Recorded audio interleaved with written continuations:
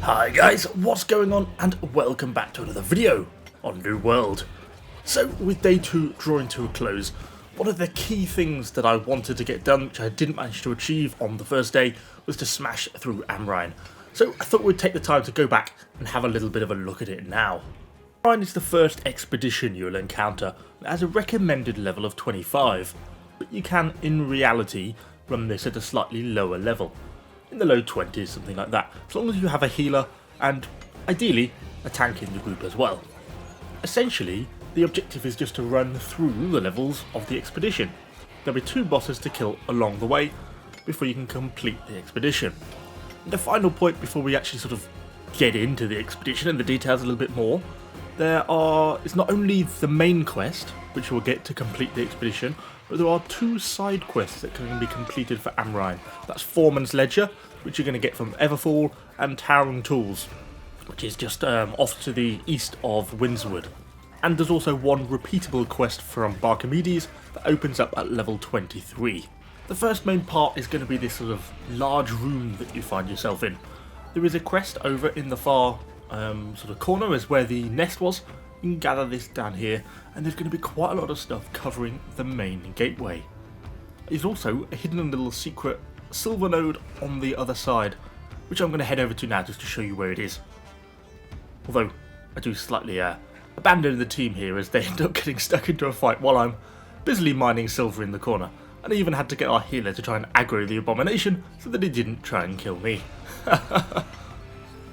Then, once you've killed the bulk of the stuff in the room, you'll have to open this Azoth door.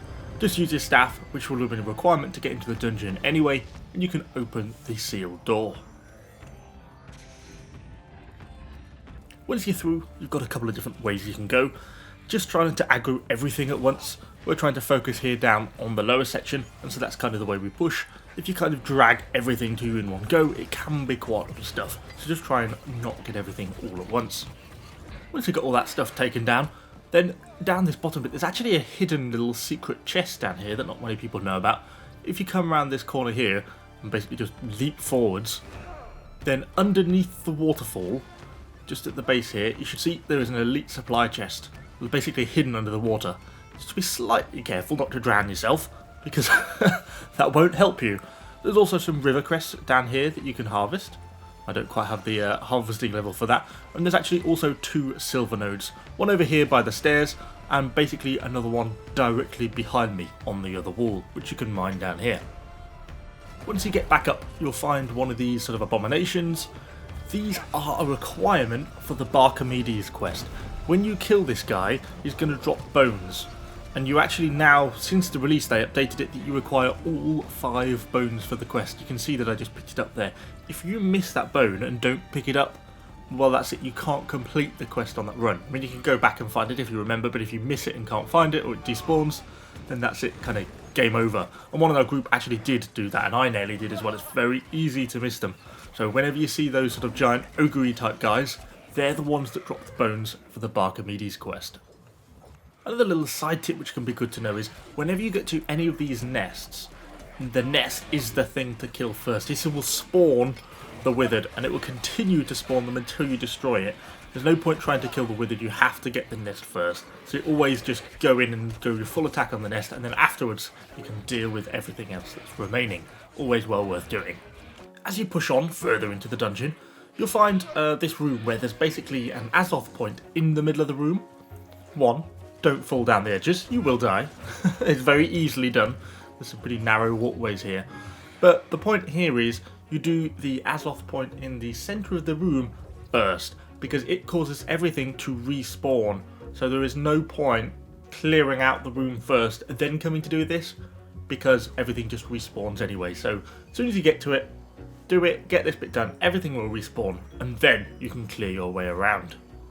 There are also nests again in this one, so as before, nests first. Once you get these taken down, then nothing can respawn, and you can then just sort of work your way through all these Withered.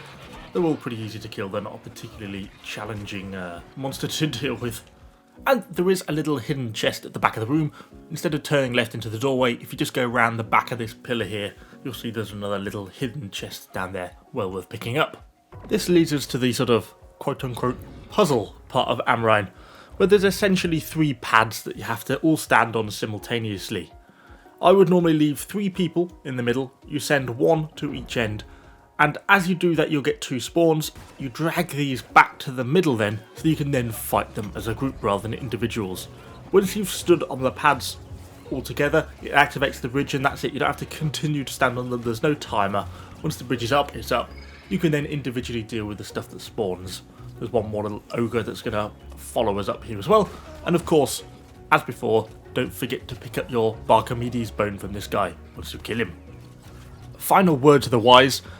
Ironically, don't stand near Safety Officer Richards when he dies. He does have the explosive attribute, and it will do a lot of damage if you stand too close.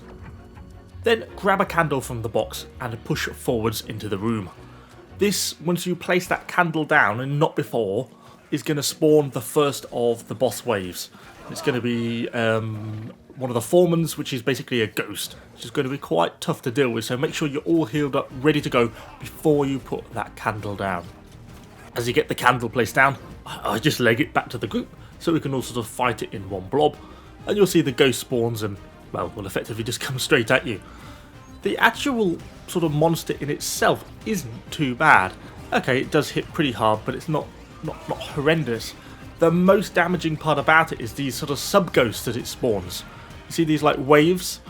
They're what will really kill you if you don't dodge or get to block them. So they're really what you need to be avoiding.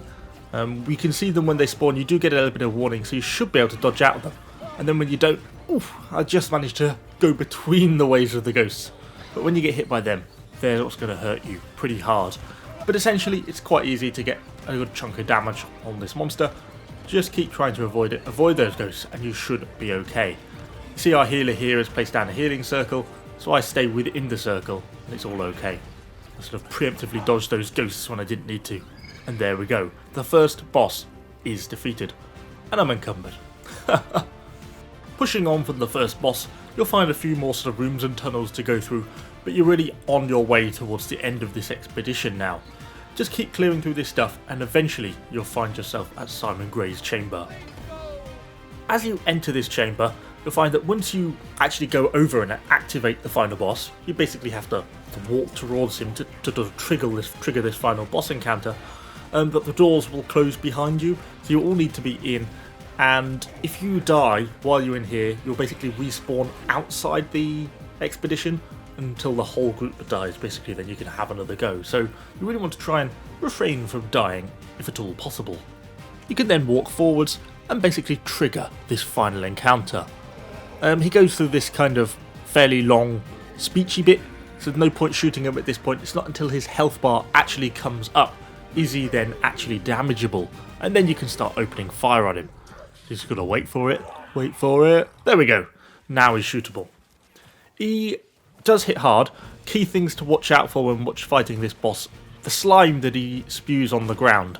That's the main thing to watch out for. If you stand in that for a prolonged period, he'll do a lot of damage very, very quickly. If he sort of spews out that slime in front of him, if you're just in it, dodge out the way. Primarily, that's the most important thing, otherwise your healer won't be able to keep up with that level of damage that you are going to be taking. He does spawn a lot of sort of sub-withered. Try not to get too caught up on these. He spawns them very regularly, and once you kill them, they'll just spawn back in again pretty much almost immediately. So it's really not worth spending too much time focusing on these withered. If you've got a tank, make sure the tank grabs that aggro. You can then get round the back, and then you can just really keep getting the criticals. There we go, there's the slime. Dodge out the way, and then you should be good. Trying to keep round the back so I keep getting those criticals on him while he's sort of got aggro on somewhere else. And in this case, he goes down really fairly easily. And there we go, as he goes down, just get that last little bit of damage on him. And this is the final boss. This is it. Once he is dead, you have completed the Amrine Excavation. And there we go. I'm now full of stuff as well. Another over encumbered. You can just see over on the right hand side there, that is the heart gem location. Of course, make sure you pick that up beforehand. Check that you've got your 5 Withered Bones and you've completed all your side quests. And then where the group is heading there over in the distance, that is the portal to basically exit the expedition. And that is all there really is to know about Amrine. Hopefully this has been helpful. If you're sort of stuck on it or have any questions, let me know in the comments down below and I'll do my best to get back to you. And yeah, good luck. hopefully you can go out and defeat Simon Grey. Thanks for watching, guys. I shall see you all on the next one.